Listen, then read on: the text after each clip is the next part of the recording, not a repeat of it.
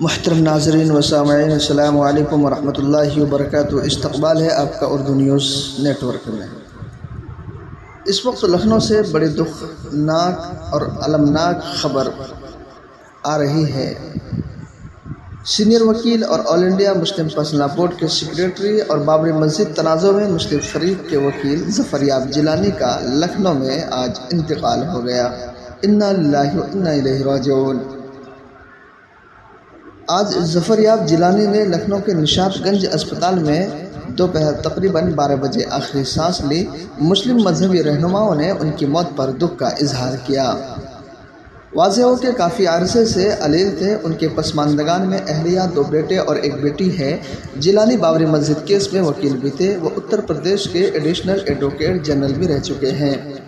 ان کے بیٹے نجم نے بتایا کہ ان کے والد کو آج شام لکھنؤ کے عیش باغ قبرستان میں سپرد خاک کیا جائے گا۔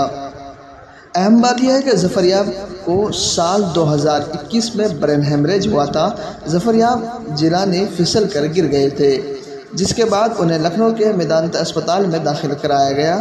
ڈاکٹروں نے جانچ کے بعد بتایا تھا کہ انہیں برین ہیمریج ہوا ہے۔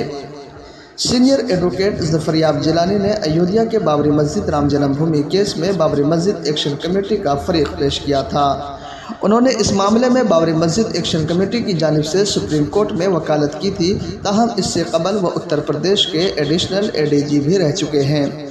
انہوں نے سپریم کورٹ میں ایودھیا معاملے میں مسلم فریق کا رخ پیش کیا تھا۔ سپریم کورٹ کے فیصلے کے بعد ظفریاب جیلانی کو بابری مسجد ایکشن کمیٹی کا چیئرمین بنا دیا گیا تھا، لیکن گزشتہ 2 سال سے بیمار رہنے کے بعد بدھ کو لکھنؤ میں ان کا آج انتقال ہو گیا۔ اب آپ سے درخواست ہے کہ اس خبر کو زیادہ سے زیادہ شیئر کریں، لائک کریں، کمنٹ میں اپنی رائے ضرور دیں۔